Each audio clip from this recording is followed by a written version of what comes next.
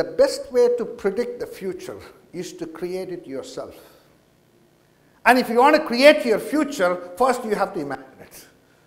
Suppose you spend no time in the year 2017 imagining the future. There is absolutely nothing you will do in the year 2017 to create that future. It is in that sense, I say, what is the collective hypothesis of the leadership team about the nonlinear changes in your industry? Bullet number 2 is strategic intent. Given these nonlinear changes, what is your intent for year 2027? Even though you are expressing an intent for year 2027, it should be visual to everybody. Everybody should be able to see what that intent is. I'm going to say a few more words about strategic intent presently. A good example of strategic intent is Dr. Muhammad Yunus. In 1983, his intent was to put poverty in a museum. You could say that's his life's intent. It may be a 75-year intent. What he was saying in 1983 is, before I die, if I do my job properly, poverty will be eliminated from planet Earth. Once poverty is eliminated, if you want to see poor people, you can only see them in a museum. That's what we do for dinosaurs, isn't it? Dinosaurs are extinct. So if you want to see dinosaurs, we create a dinosaur museum. And Dr. Muhammad Yunus' intent was he has to construct poverty museums. Something which really drove him throughout his life. Bullet number 3 is core competencies. What are you good at as an organization? For me, bullet number 4 is the most important. And what I call annual priorities are nothing more than the projects you're going to execute within the next 12 months. How are you going to allocate resources in the next 12 months? And the way you want to allocate resources in the next 12 months cannot be 100% on box 1. Therefore, I say you must allocate resources across 3 horizons. How much of your resources in the next 12 months will be allocated to support Horizon 1 projects? Horizon 1 is really box 1. Horizon 1 is about strengthening your core. My rule of thumb is anywhere from 40% up to 60% of your resources should be invested to strengthen businesses. How much of resources are you going to allocate in Horizon 2? Horizon 2 and Horizon 3 are examples of ideas. In Horizon 2, what you're doing is you're growing the adjacencies. Here what you're doing is you're taking your current core competence and pushing it outside of your core into an adjacent space. It could be an adjacent product space, adjacent customer space, or adjacent geography space. Adjacency growth is not as risky as compared to what I'm going to talk about in Horizon 3. And I say anywhere from 25% up to 35% of the resources in the next 12 months should be to grow the adjacencies in Horizon 2. How much resources are you allocating in Horizon 3? Horizon 3 is fundamentally new business models. My rule of thumb is anywhere from 10% up to 20% of the resources should be invested in Horizon 3. Horizon 3 is more risky as compared to Horizon 2. Because in Horizon 2, it is one step removed from your core.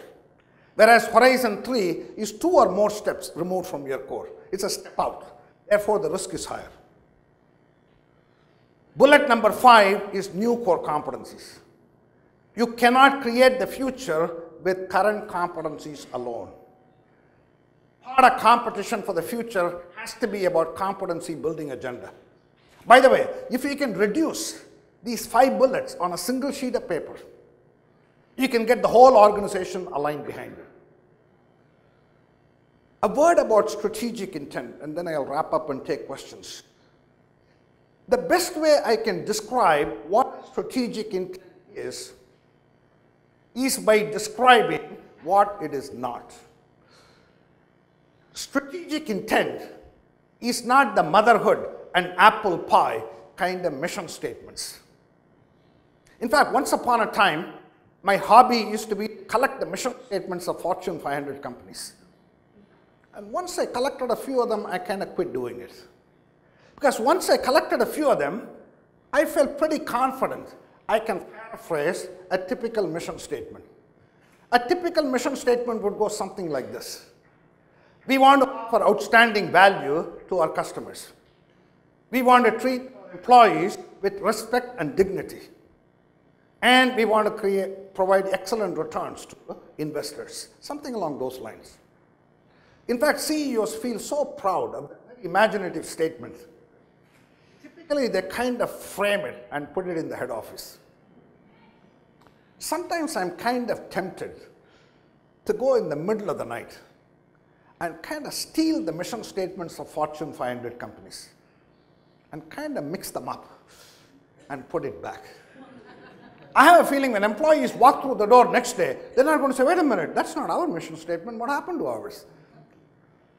Therein lies three differences between a mission statement and what I want to talk about as an intent statement. For something to be a strategic intent, it must meet three tests.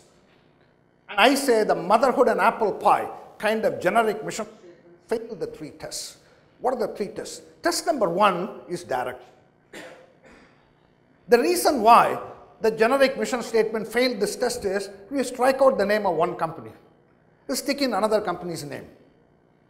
And it applies to a lot of companies in your industry. Then I say there is no point of view in that statement. There is certainly no distinct point of view in that statement to galvanize your employees to create the future. By direction, what I mean is, let's go north. That's direction. That tells me I don't want to go south. I don't want to go east. I want to go north. When Dr. Muhammad Yunus says, my intent is to put poverty in a museum, there is direction there. Direction is about the big picture. Direction is not about all the steps you have to take to get there. Is the big picture visual? If it is visual, people get aligned behind it. The beginning of every journey should have the end in sight. The beginning should have the end in sight. Test number two is motivation, passion. Think about it this way. Suppose if the CEO of Ford Motor Company stands up and says, our mission in life is to maximize stockholder wealth. Suppose you're an employee of Ford and you heard these words from the CEO. How much passion does it create? Are you telling yourself in the morning, my God, I can't wait to jump out of bed today and go to work so that I can add to the stockholders' pockets? Even if you want stock in Ford, probably that's not the reason why you wake up excited. We must create a compelling reason for each and every employee in our organization to wake up in the morning and say, you know what, I can't wait to get to work. Because my core competency means so much to my organization. What I am doing there is something I believe in. Test number three is challenge. I say good employees like to do something bold.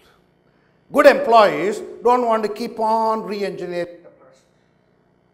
If direction, motivation, challenge is what you need in a strategic intent, what is an example of a strategic intent? Tell me, when John F. Kennedy stood up in the early 60s and said, we will put a man on the moon and bring him back before the end of this decade, why do you think the country got so charged up?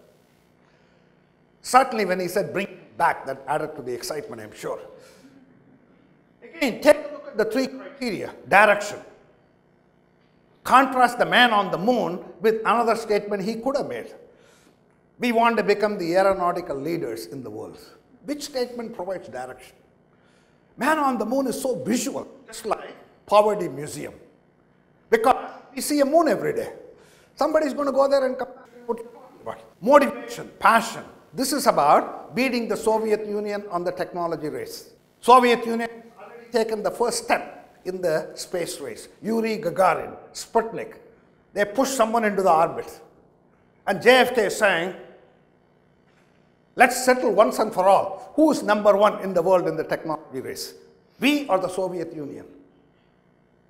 Not by doing best practices benchmarking, but by doing something so incredible, no one is going to doubt who is number one in the world. That gets people pumped up. Talk about challenge. The man on the moon. The scientific community put the probability we can do it at 20%. Optimistic probability, I might add.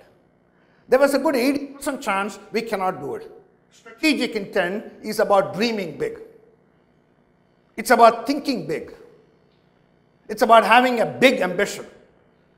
It's about having an unreasonable and unrealistic goal. Now, why do you need an unrealistic goal as a starting point for box 2, box 3? It's common sense. Why? Because as human beings, our performance is always a function of our expectations. We never exceed our expectations. Suppose you set out to create a $100 ECG machine and you work very hard, you may end up creating a $1,000 ECG machine. But if you start with the $20,000 ECG machine that you fully understand and want to make it more efficient, you will never end up with a $100 ECG machine. Part of what I'm saying is this: if India has to be a great country in the year 2027, first you must imagine that greatness. If all that we can imagine is a mediocre country by 2027, that's about the very best we'll end up doing. One last thought and then I will wrap up. My last thought is this. The metaphor that I like for competition for the future is a metaphor of a marathon race as opposed to a sprint. You see, in a marathon race, you typically don't take a deep breath at the start of the race and cover 26 miles in one burst. That's what you do in a 100-meter dash. In a marathon race, at the start of the race, you have your ambition fixed for mile 26. But you never run this as a single race. You always focus on the first 400 meters. Again, I want to reiterate, competition for the future is not about what you have to do in the year 2027. Competition for the future is how you run the first 400 meters. How you run the first 400 meters should be with a view to create this great country we want to create, or the great corporation we want to create, or the great school of management we want to create. Strategy always has to be about folding the future back. Unfortunately, in most organizations, strategy tends to be pushing the present forward. That is not strategy. Recently, I was with a company which told me they have a 20-year strategic plan. I was very impressed. I asked them, how did you create this 20-year plan? They told me they planned for next year. Then they added 2% to all the numbers. Well, that's not a 20-year plan, that's a budget. Strategy has to be, what is your dream for the year 2027 first? Obviously, the dream cannot be in much detail. So much is unknown and unknowable about that future. It is simply direction. It is just inspiration. Then fold the dream back to the present. Think big, start small, scale up fast, always focusing on 400 meters at a time. Every 400 meters is an opportunity for you to test the hypothesis, test the critical assumption. Because future is inherently unpredictable. In an unpredictable future, how do you prepare to face a future you cannot predict? The best way to do it is to keep on testing hypotheses one at a time. What have I said so far? One way I can sort of pull it together is think about what organizations do when their business model begins to show signs of becoming obsolete. What do organizations do when their scissors runs out of steam? Organizations that you are familiar with. How about number 6? That's one way to win. How about number 5? Yeah? How about number 4? How about number 3?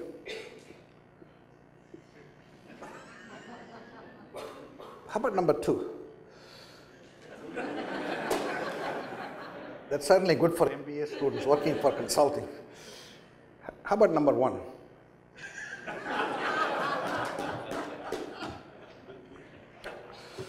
Maybe let me wrap up this way, and maybe we have time for one or two questions. You see, this three-box thinking is something that's been written down in the Hindu scriptures almost 3,500 years ago. The Hindu scriptures recognize three gods. There is Lord Vishnu. He is the god of preservation. That is box 1, manage the present. Then there is Lord Shiva. He is the god of destruction. That is box 2, destroy the past. Then there is Lord Brahma. He is the god of creation. Box 3, create the future.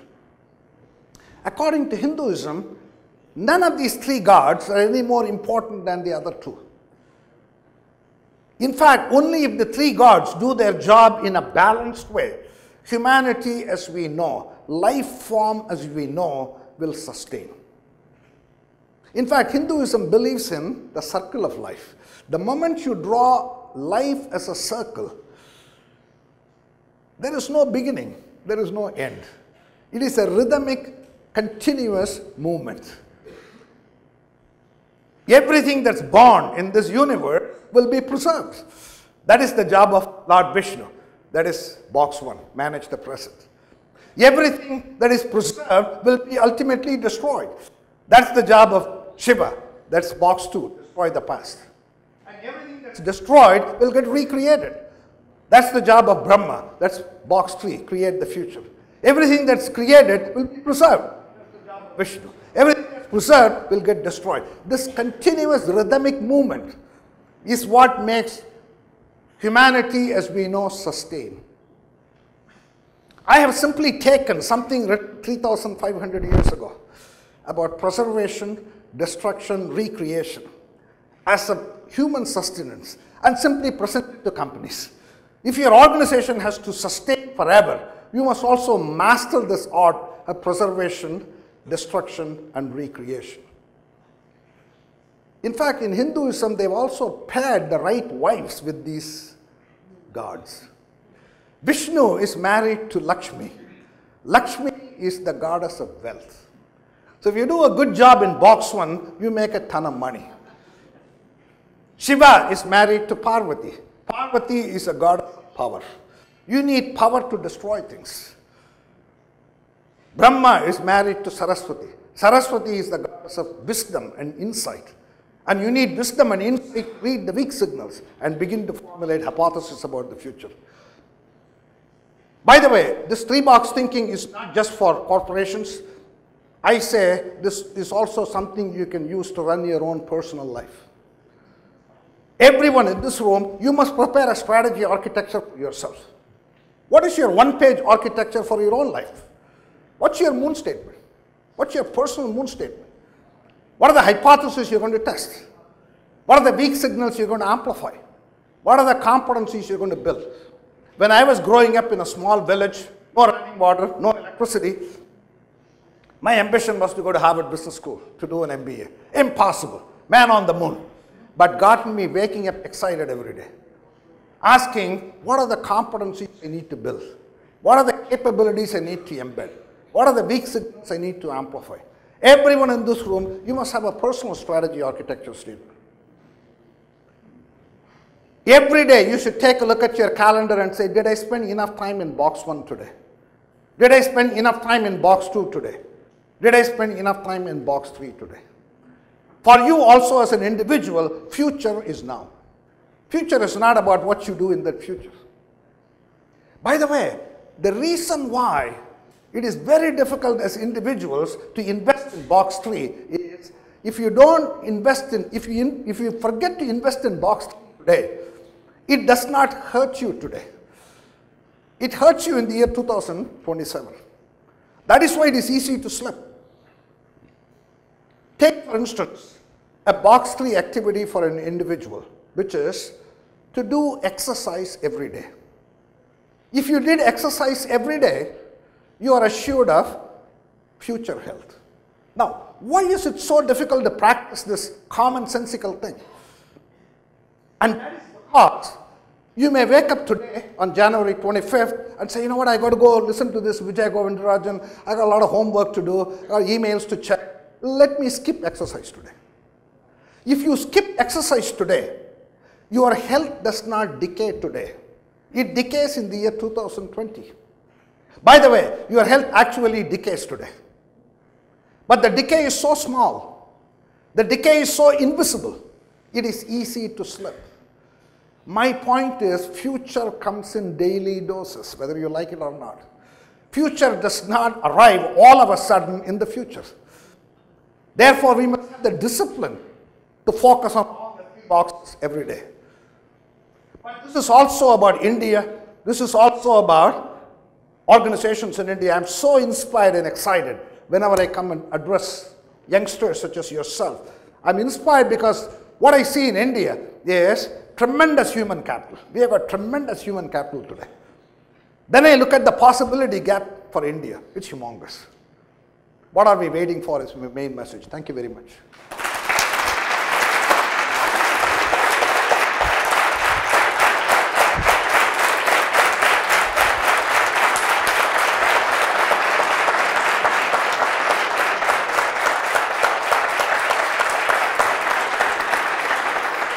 Sir, you talked about disruptions. So, but often we have seen that some disruptions fail to actually launch into products, or even when they get launched into products, they fail due to lack of market acceptance, some due to legal reasons.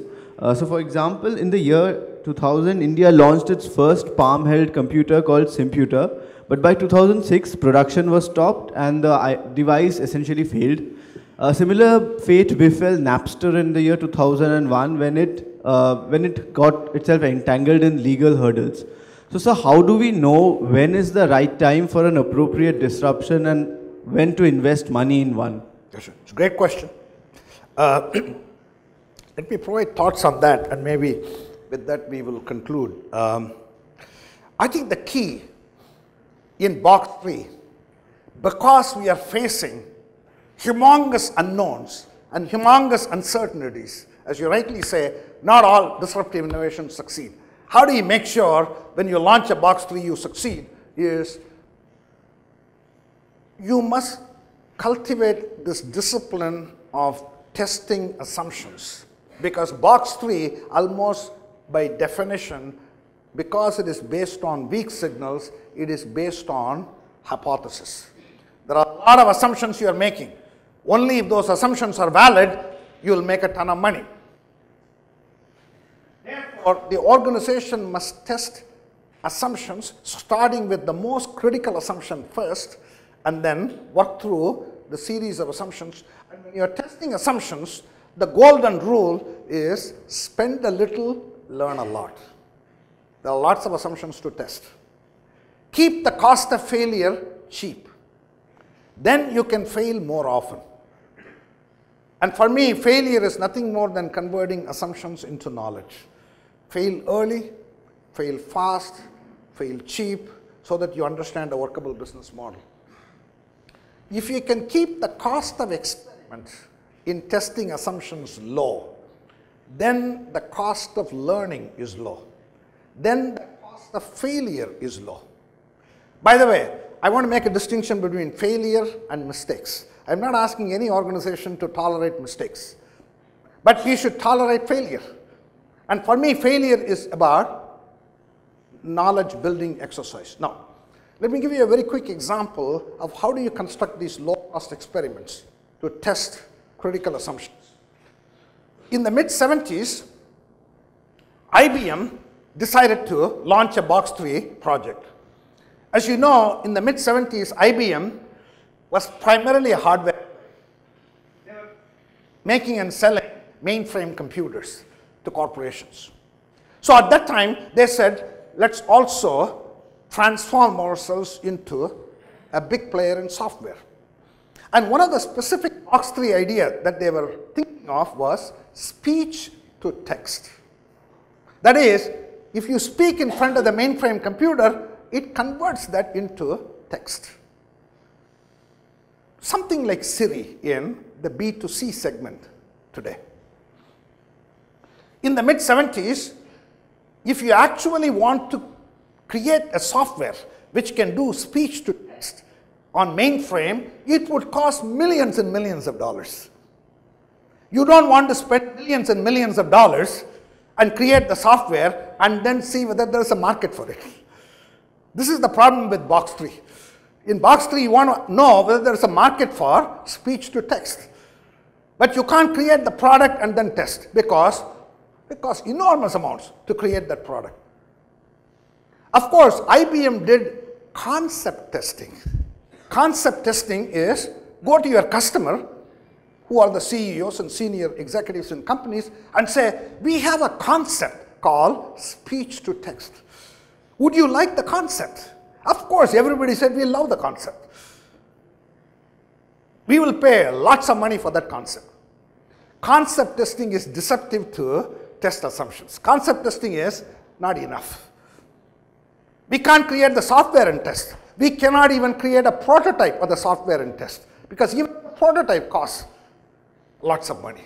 So the question is, how do you construct a low-cost experiment which is more than the concept test, but much less expensive than a prototype? This is what IBM did. IBM brought their customers into a room like this. Their customers are chief executive officers and senior executives in companies. They brought them into a room like this, and there was a mainframe computer, and there was a microphone in front of them. And they told the CEOs, why don't you talk for an hour? We have actually solved and created a software which is going to convert your speech into text.